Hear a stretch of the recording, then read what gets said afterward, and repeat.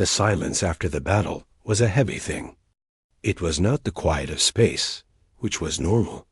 It was the quiet of a finished scream. On the bridge of the Resolute, Commander G finally unclenched her hands from the command rail. Her fingers ached. She looked at the main viewer, now showing a serene, if tragic, starfield. The last flickers of Kthrak bioenergy were fading from the sensors. The human fleet, Task Force Yari, hung in the distance like a row of silent, gray mountains. Her comms officer turned to her, his voice hushed. "Commander, Admiral Min of the human fleet is requesting a direct visual link."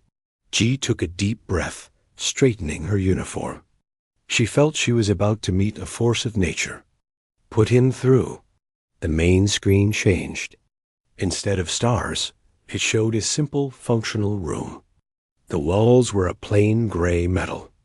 There were no decorations. In the center sat a man. Admiral Min.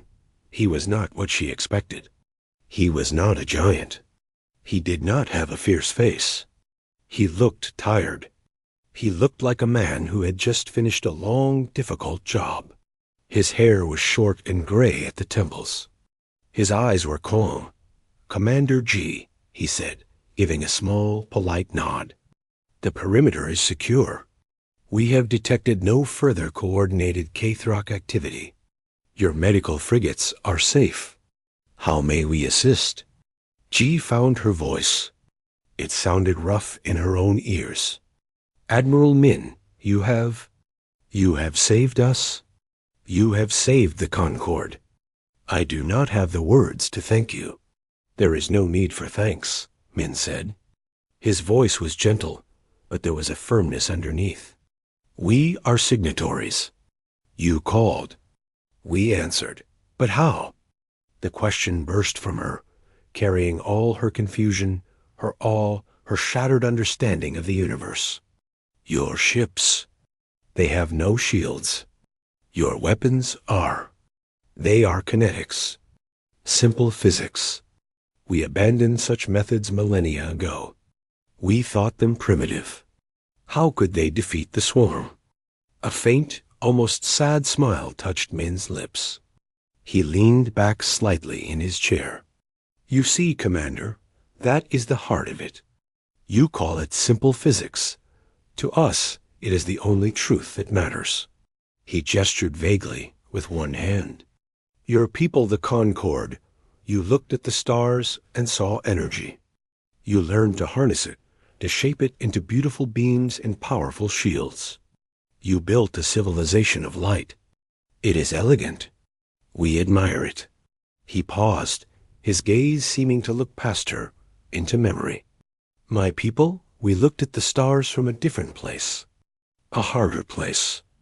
Our old world was heavy with gravity.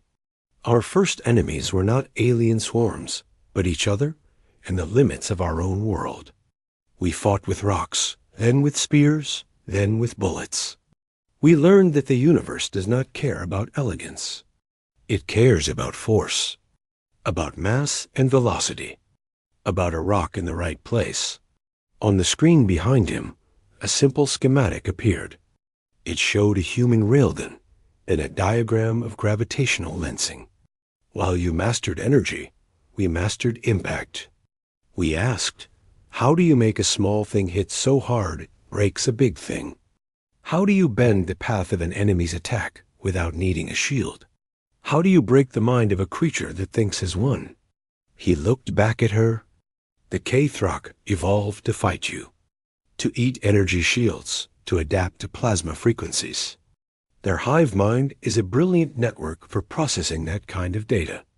But it is slow, so very slow, at processing 1,000 different rocks coming from 1,000 different angles, each one aimed at a different, tiny weak point.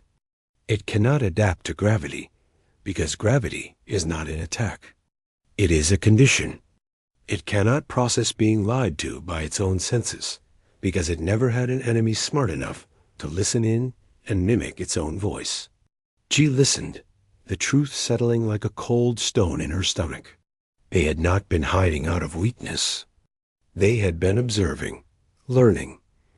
While the Concorde fought a war of light against shadow, humanity had been in the back, studying the rules of the game, and then quietly building a tool to break the board.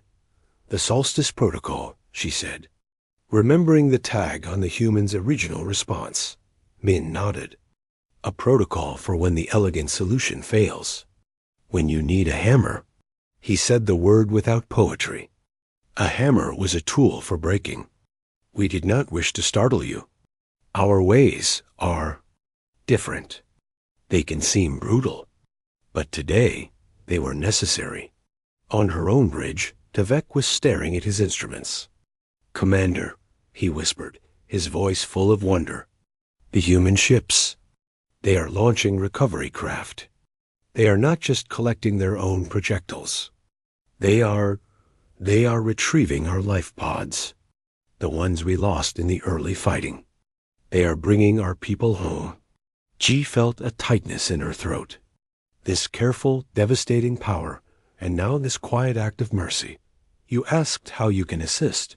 Admiral, she said, her voice thick. Our wounded? We have many, and our ships are badly damaged. We have mobile repair docks and full medical bays, Min said without hesitation. We will send coordinates. Please direct your most critical cases to us. Our doctors are ready. For a moment, Ji could only stare. You have doctors of alien biology? We have very fast learners, Commander, Min said, and this time his smile reached his eyes. We studied all the data you ever shared. Just in case. The transmission ended, leaving Jai with the image of the quiet, tired admiral and his simple, terrifying logic. Around her, the bridge of the Resolute was coming back to life. Reports came in. Human utility ships, as blocky and functional as their warships, were already moving among the wreckage, pulling Concorde survivors from twisted hulls. Human engineers were offering power relays and structural patches to keep damaged ships from falling apart. It was not a victory celebration. It was a cleanup, efficient, calm, total. Later, as Ji oversaw the transfer of her most severely wounded to a human medical frigate called Nightingale, she stood at a viewport. She watched the human ships work. They moved with no wasted motion.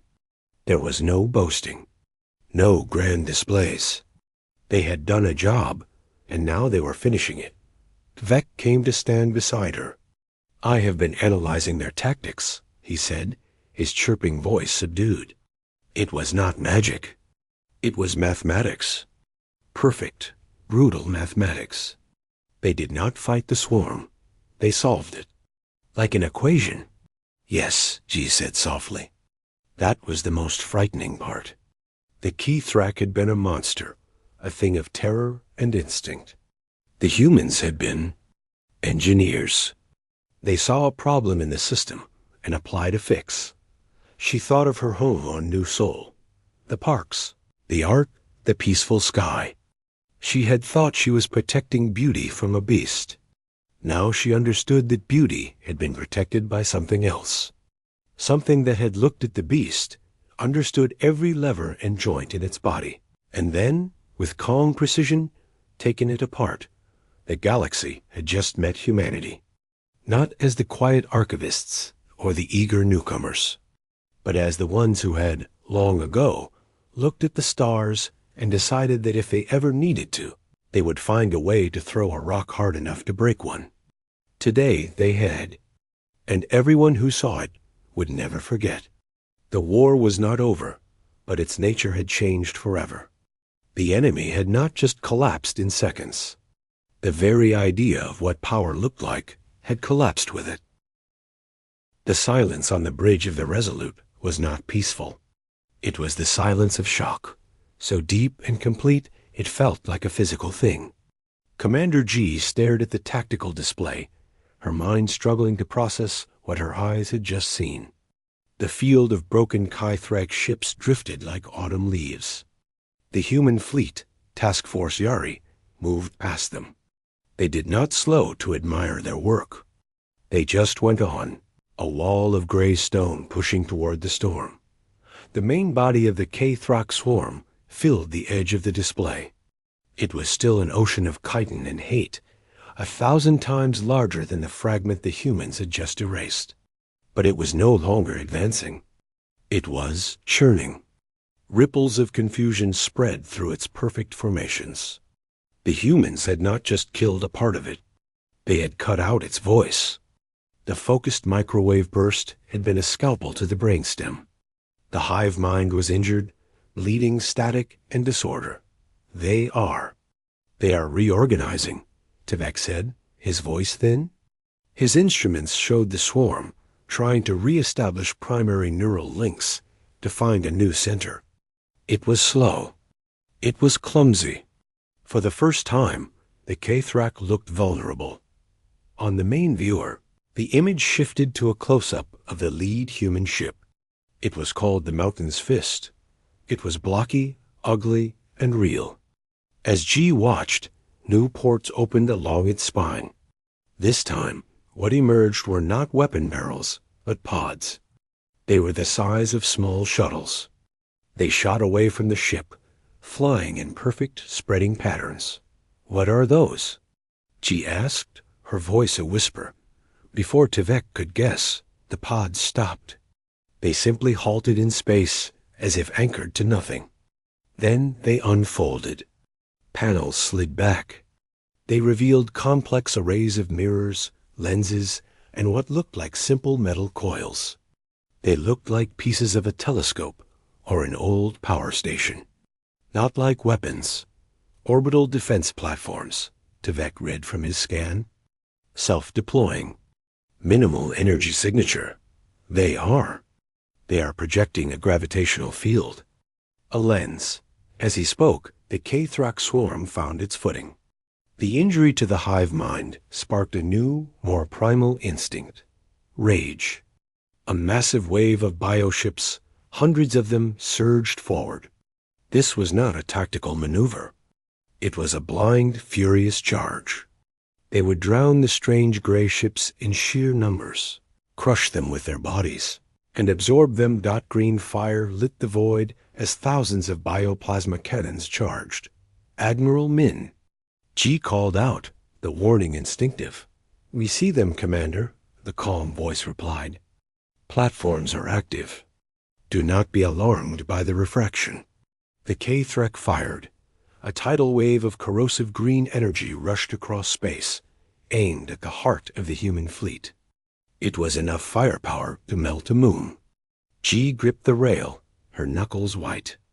No cloud of interceptors shot out this time. The human ships didn't even try to dodge. The plasma wave hit the area where the strange pods had deployed. And it bent. It was like watching light through a prism. The terrifying stream of green energy splashed against an invisible wall, but the wall was not solid. It was a web of bent space, a gravitational lens. The plasma didn't explode. It was pulled, twisted, and scattered. It streamed around the human ships in harmless, beautiful rivers of emerald light, missing them completely. The Mountain's Fist sat in the eye of the storm, untouched, its gray hull bathed in the reflected glow of the weapons that could not touch it. The K-Thrak swarm kept coming. They were almost in physical contact range now. G could see the details on the leading bioships, the jagged edges of their shells, the dripping maws ready to consume. Then, the human fleet fired its main batteries. Again, there was no brilliant beam of light. There was only a shudder and a hail of silent, dark shapes. These were not the smart darts from before. These were larger, slower, but not by much. They were like giant spears, each as long as a Concorde fighter. They slammed into the front line of the swarm. The effect was not like an energy weapon. An energy weapon would burn, melt, or explode. These did none of that.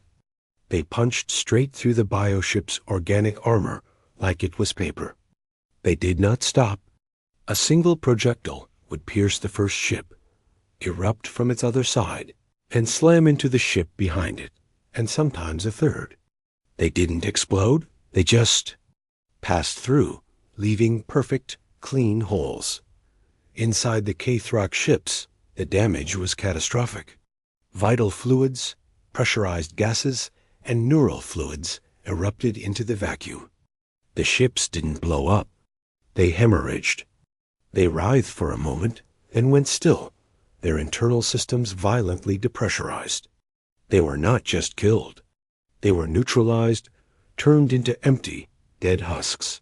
But the humans were not done. As the spear-like rounds created chaos in the front lines, a different system activated. From dishes on the human cruisers, pulses of invisible energy lanced out. These were not microwave bursts. They were something more subtle. On the Resolute sensors, G saw the result.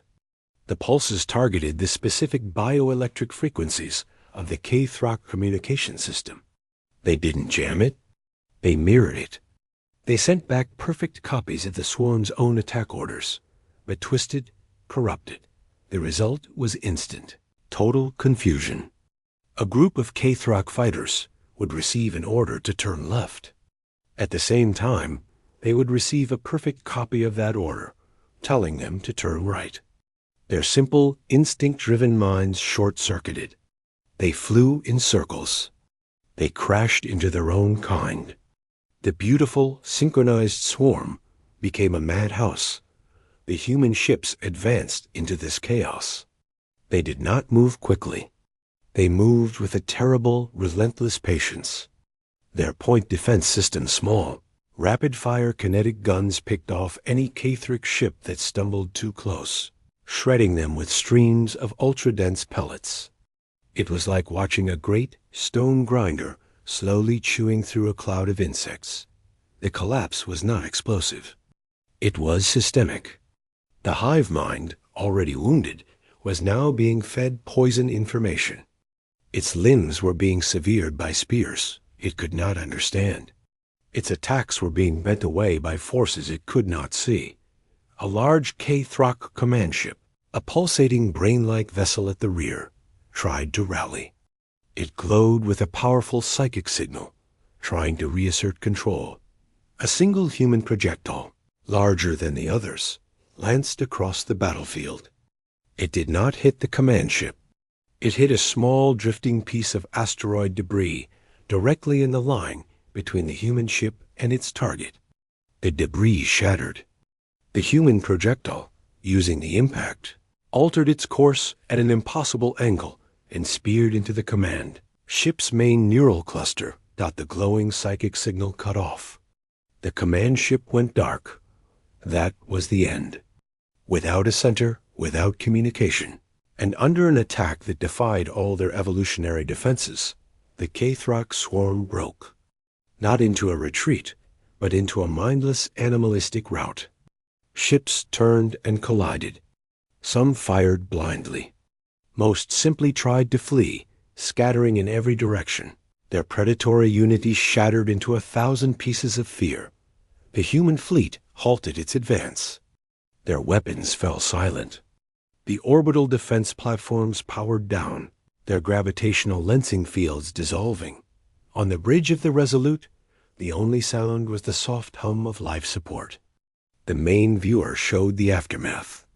The mighty, unstoppable swarm was gone.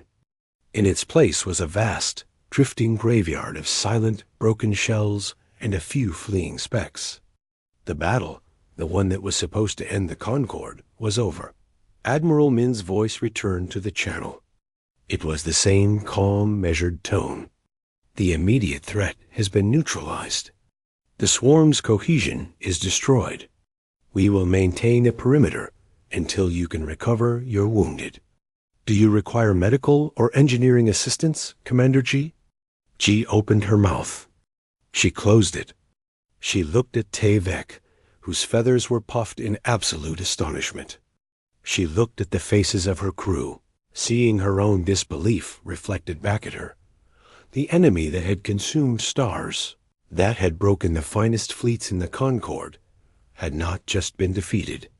It had been dismantled, and it had taken the humans 17 seconds to do it. A deathly quiet had settled over the bridge of the Resolute. The screams of alarms had stopped. The frantic chatter of officers had died down. There was nothing left to say. Commander G watched the main viewer, her face a mask of calm acceptance. The K-Throck swarm filled the screen, a wall of clicking, chitinous darkness. Their bioplasma cannons glowed with a hungry green light, charging for the final, obliterating volley. The strange, simple message from the humans, "Help incoming," had flashed on her screen minutes ago. It had sparked a tiny, foolish flame of hope in her chest. That flame was now guttering out, drowned by the sheer, overwhelming mass of the enemy. Help? What help? From where? The human envoy ship would take weeks to arrive, and it was unarmed. It was a cruel joke, a final, gentle mockery from a naive species. All remaining power to forward shields. She said, her voice barely more than a whisper. Prepare to fire everything we have left on my mark. Target the lead swarm hive. We will at least give them a scar to remember us by. Tvek, his blue feathers matted with stress, chirped a soft acknowledgement. There was no fight left in the sound. It was the sound of an ending. Then, the space in front of the Concorde fleet began to tear dot. It was not like a Concorde jump, which flared with bright light and distorted space in a beautiful ripple. It was not like a Kai-Throck translation, which oozed a sickly organic portal. This was different. Space itself seemed to fracture like dark glass. A black, silent rift opened, a wound in reality. There was no sound, no flash, no burst of energy. It just appeared, a void deeper than the void around it. From that nothingness, ships emerged. G leaned forward, her breath catching. At first, her mind refused to understand what she was seeing. They were wrong. They were all angles and flat planes, a brutal gray geometry against the stars. They had no graceful curves, no organic flow. They looked like ancient fortresses, carved from stone and metal. They were massive, larger than any Concorde battleship, but they sat in space with a strange, inert stillness. No shimmering shield bubbles surrounded them. No glowing weapon ports lined their halls. Their surfaces were dark, studded with strange, unblinking sensor domes and what looked like simple, closed hatches. What? What are they? Tvek whispered, his sensors whirring in confusion. Ion reading minimal energy output. No shield signatures. No weapon plasma signatures.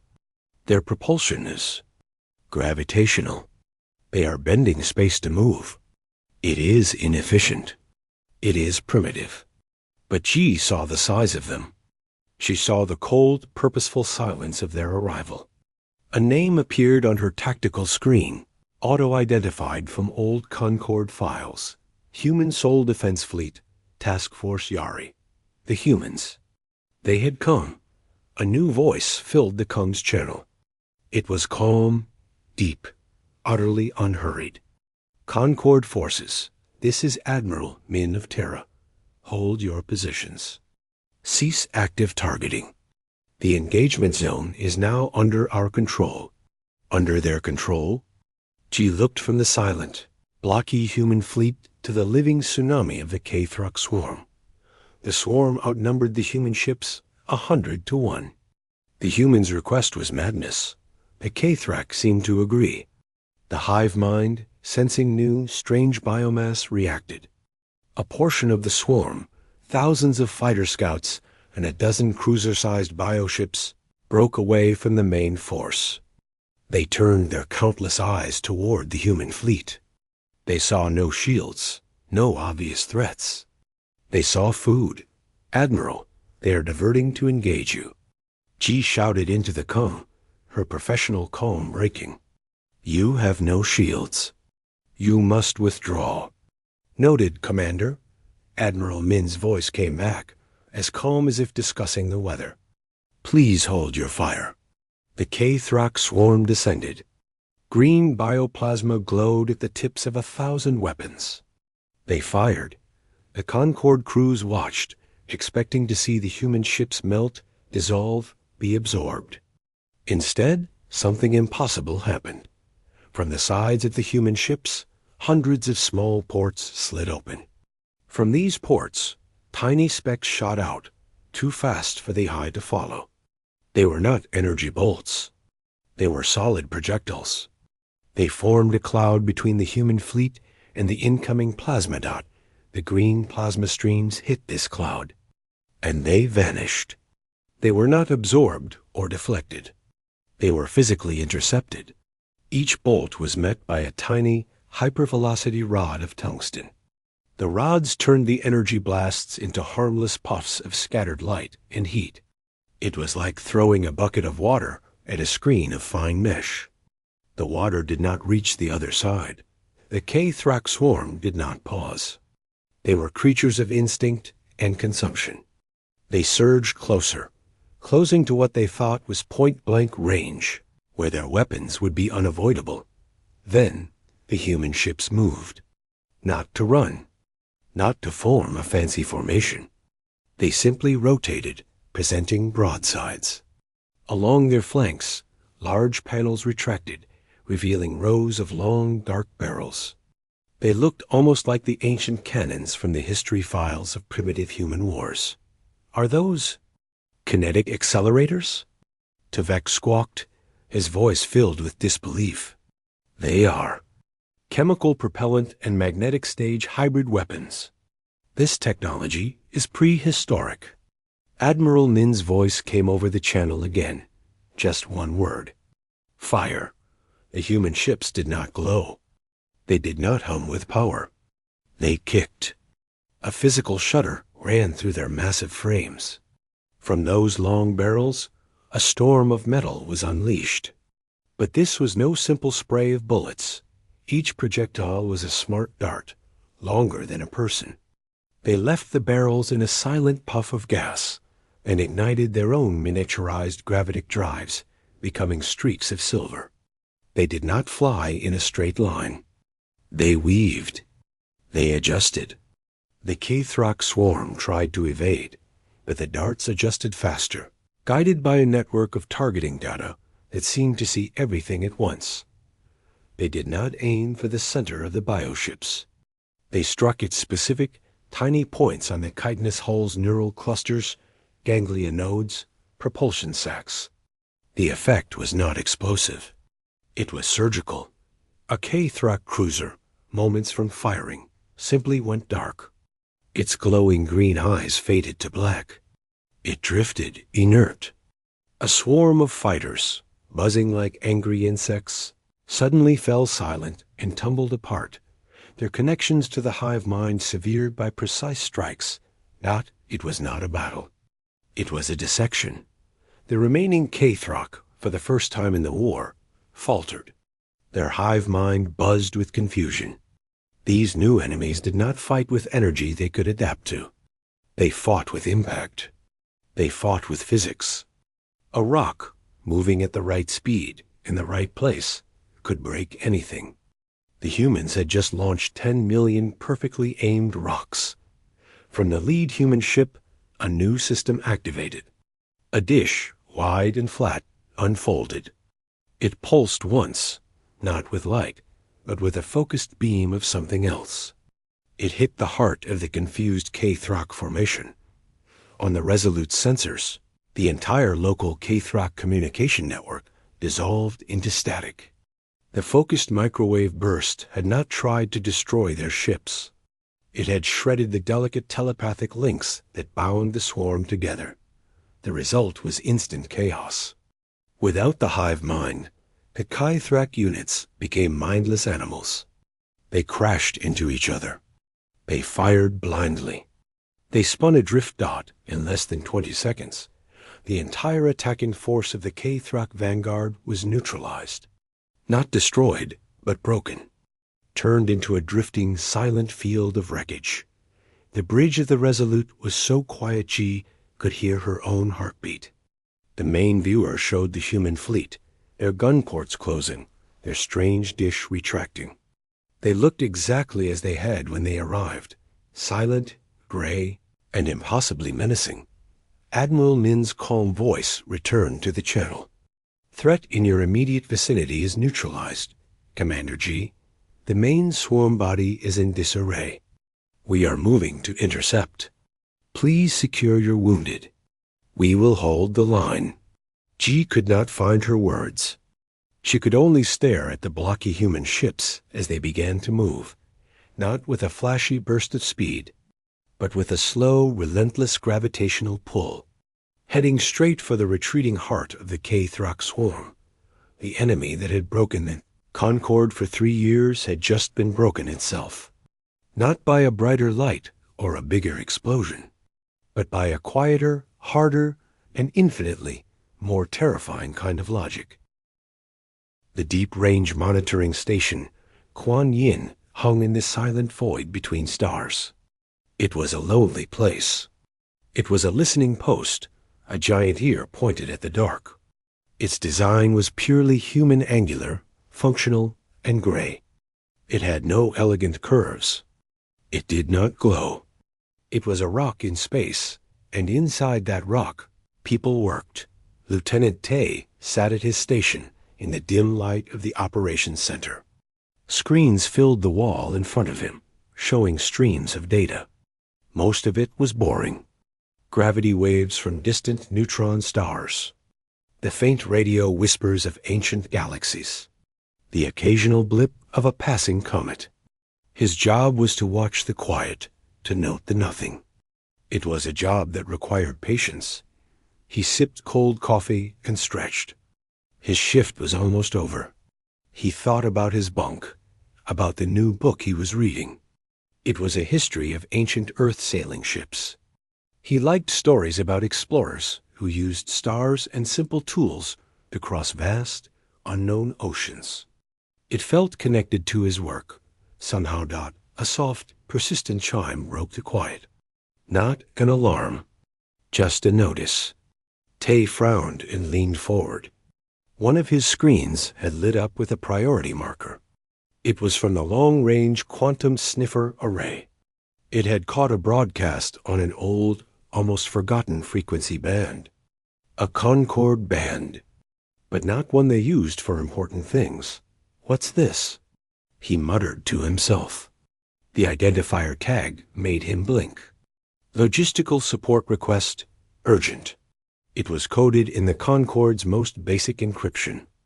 A code so simple, it was hardly a code at all. It was the kind you gave to children to teach them the idea of secrets. A request for spare parts, maybe, or a lost supply ship. But the data packet was huge. Far too big for a simple request. Curiosity got the better of him. He ran the decryption. It took his computer less than a second. The data unpacked itself across his screens, and Tay's world stopped being boring. Tactical schematics flooded his display. Fleet formations, damage reports, enemy movement patterns labeled K-Thrak Swarm, love coordinates, and then the visual feeds. He saw the alien Concorde ships, their elegant shapes etched against fire. He saw the K-Thrak nightmare creatures of living rock and shell, moving like a plague of locusts. He saw a ship made of stone being eaten alive by green acid. He saw a smaller ship, marked as a medical vessel, being swallowed by tendrils of plasma. Its lights went out. This wasn't a request for support. This was a live feed from a war zone. A losing war zone. The urgent in the title was a silent scream. His heart began to pound. He'd heard rumors, of course. Everyone had. There was a big war out there in the galaxy. Humanity had joined the Concorde years ago as a gesture of friendship. But they were new. They were quiet. They sent observers, not soldiers. Their single envoy ship, the Curiosity, was a symbol, not a weapon. The policy from Earth was clear. Observe, learn, do not intervene. But this was a genocide in progress. Tay's hands flew over his console. He isolated the location data. Lyro's system. He pulled up the star charts. It was far, but not too far. He cross-referenced the enemy patterns. The Kthrak tactics were brutal, simple, and terrifyingly effective. They adapted. They consumed. He knew with a cold certainty that the Concorde fleet on his screen had hours left. Maybe minutes. He was watching the end of civilization's protocol, said he should log the signal, package it, and send it up the chain. It would take days to reach the right desk on Earth. By then, it would be an archive file. A record of an extinction. He couldn't do it.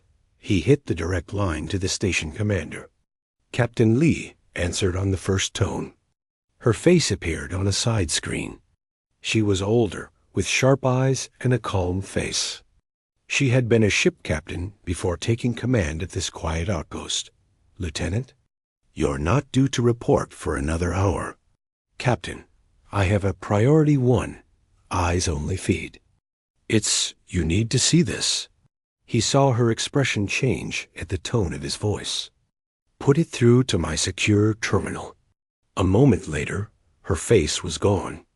He could imagine her in her spare, orderly office, watching the same horror unfold on her screen. The silence on the line stretched. Tay waited, his eyes glued to the main feed. Another Concorde ship, a graceful thing that looked like a bird, was torn apart by Kthrak fighters. When Lee's voice came back, it was different. All the softness was gone. It was the voice of a ship's captain in a storm. Verification status? Signal is authentic Concorde origin, basic encryption. Content is live tactical data from the Lyro system. The Concorde's last defensive line is failing, Captain. The Kthrak? They're absorbing the fleet, literally. We are witnessing a total strategic collapse. Another pause. He could almost hear her thinking, her mind racing through regulations, protocols, and the terrible reality on the screen. Our standing orders are non-intervention, Lieutenant. The Concorde sees our technology as primitive. They never requested our military aid, only our diplomatic presence. They're requesting now, Tay said, pointing to the tag on the signal. They just don't know how to ask for what we have. Lee was silent for a long time. On the feed, the Concorde fleet was trying a new formation. It was beautiful, a rotating wheel of fire and light. The Kthrak swarm simply flowed around it, like water around a stone, and attacked from the sides. The beautiful formation broke apart. Do you know why we're out here, Tay? Lee asked, her voice quieter now. On this rock, listening to the dark? To watch. To learn. To watch for this, she said. Not for comets or pulsars. For existential threats. The Concorde thinks in terms of shields and energy yields. They think a good weapon is a loud, bright one. Our best weapons are quiet. They are about control, gravity, motion, information. Tay understood. Humanity's path had been different. While others mastered energy, humans mastered physics. They thought about vectors and momentum. They thought about how to make a single small rock, moving at the right speed in the right place. Break something big, the Solstice Protocol, Tay breathed, remembering the name from his advanced briefings. A thing so secret it was more of a rumor. The protocol exists for a reason, Captain Lee said. Her decision was made. He could hear it. It is authorized if a signatory ally faces imminent, species-level destruction by a predatory foe, and if our specific capabilities represent a unique counter. On the screen, the Kthrak swarm was converging for a final crushing assault. The Concorde flagship, labeled Resolute, was surrounded. They meet all the criteria, Captain. Yes, Lee said. The word was final. They do. Log this signal as the official trigger for Article 7. I am authorizing a quantum burst transmission. Solstice Protocol is now active. The message will go to Fleet Command Seoul and to Task Force Yari. Tay felt a shiver go down his spine. Task Force Yari. He had never seen it. Few had. It was a ghost, a story told by old engineers. A fleet built around a different idea of war. Lee's face was grim. Send the reply to the Concorde signal. Use their same simple code. Just 2 words. Tay's fingers were poised over the console. What are the words, Captain? Lee looked at the feed, at the dying light of the Concorde fleet. Send help incoming. Then add the estimated arrival window. They won't understand how we can get there so fast. They don't know about our bridges.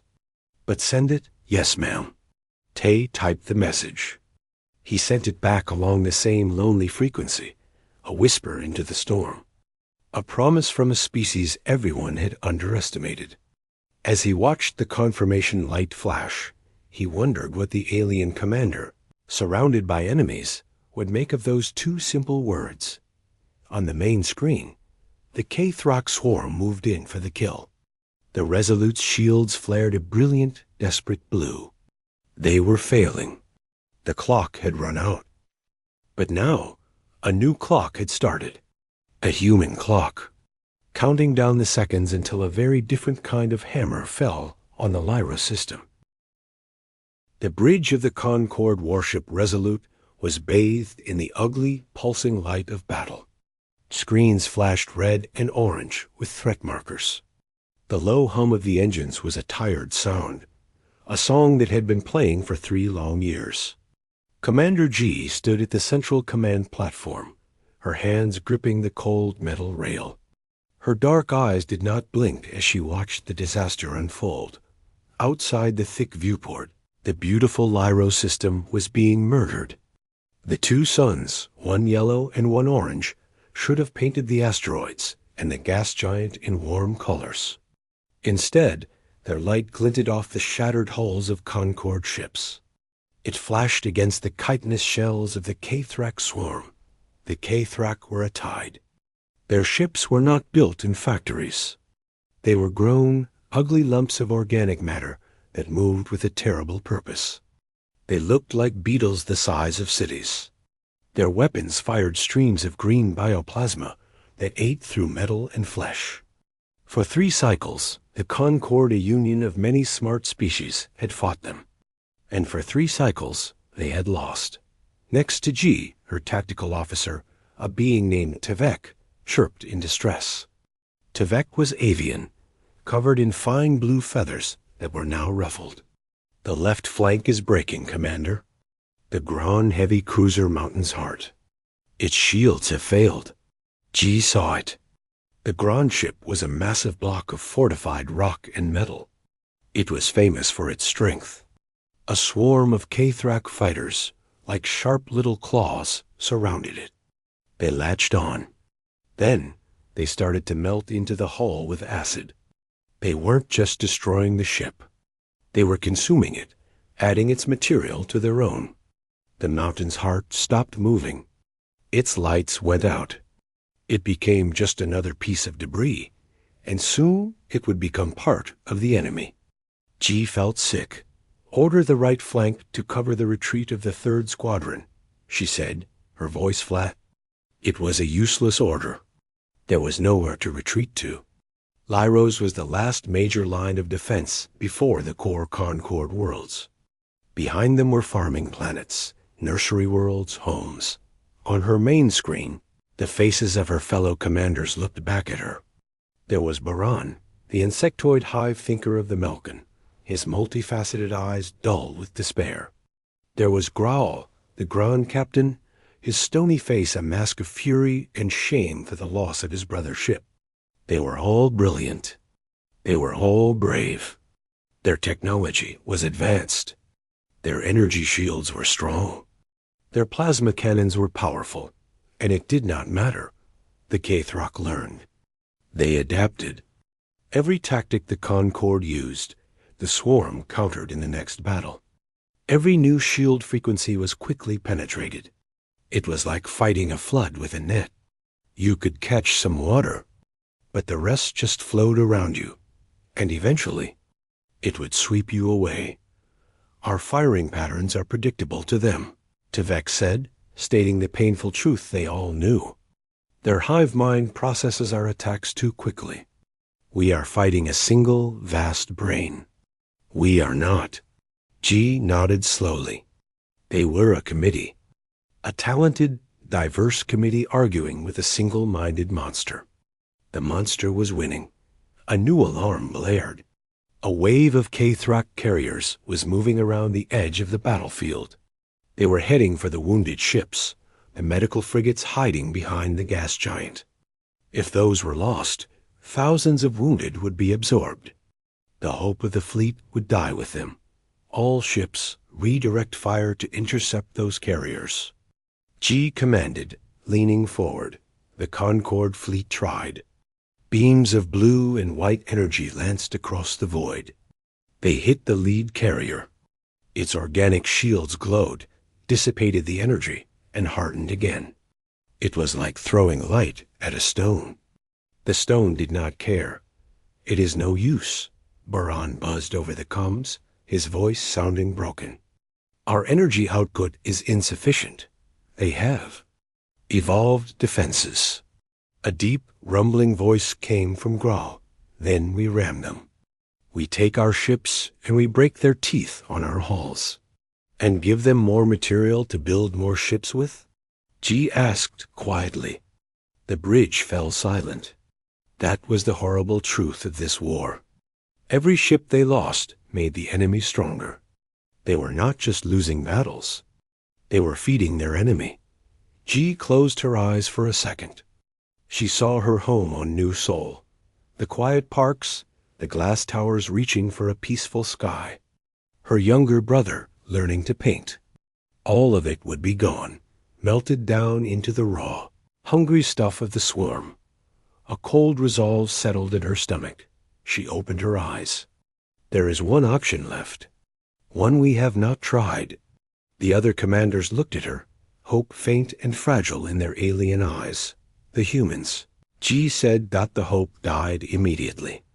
Growl snorted, a sound like grinding rocks. The quiet ones? The archivists? Their single envoy ship has a propulsion system slower than a solar sail. Their weapons are primitive kinetics. Metal rods thrown with chemical fire. They joined the Concorde as observers, not warriors. They answered the call, G insisted. They signed the Mutual Defense Charter. And they have sent nothing in 3 cycles of war, Boran buzzed. Their technology is irrelevant. A Chi-Threk shield would ignore a kinetic round. It would vaporize before impact. G knew they were right. The human envoy, a polite but awkward man named June, spoke of philosophy and history. He admired their energy shields. He called their plasma cannons elegant. His own ship, the Curiosity, was a simple, boxy thing. It was a museum piece. But G was out of options. Out of clever plans. Out of time. They are the only signatory we have not called in a true, galaxy-wide distress, she said, her voice leaving no room for argument.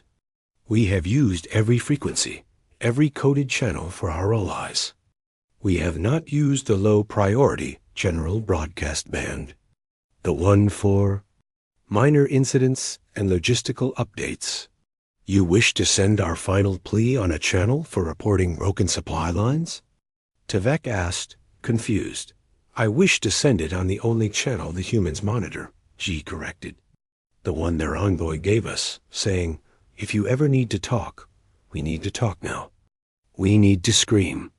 She turned to her communications officer, a slender being named Elson. Put everything on that band. All tactical data. The K-Threk patterns. Our fleet positions. Our losses. The location of the medical frigates. Encode it with the simplest, oldest code in the Concorde database. The one a child could break. And label it Logistical Support Request Urgent. Then broadcast it. On repeat. Elson looked at her, then at the despairing faces on the screen. No one objected. What was there left to lose? It was a gesture, a final act of desperation before the end. A message in a bottle thrown into a dark, uncaring ocean. "It is done, Commander," Elson said softly. A moment later, on the main viewer, the K-Thrak carriers reached the gas giant. Tendrils of green plasma reached out, wrapping around the first medical frigate, the Mercy of Ventress. The ship's gentle white lights flickered, and went out. She did not look away. She watched, her face a calm mask over a sea of despair. The battle, the war, was lost. Her message to the humans was not a call for reinforcements. It was a eulogy, a record of how the Concorde fell, sent to the one species naive enough to still be listening. She wondered absently if the human June would find the data interesting for his archives. The thought was bitter ash in her mouth. Around her, the bridge of the Resolute braced for the final wave. The swarm, having consumed its easy prey, was turning its countless eyes toward the heart of the Concorde fleet. The light from the twin suns seemed to grow dimmer, as if ashamed to shine on what was about to happen. The only sound was the steady, ominous beep of the proximity alert and the tired breath of a crew waiting to die.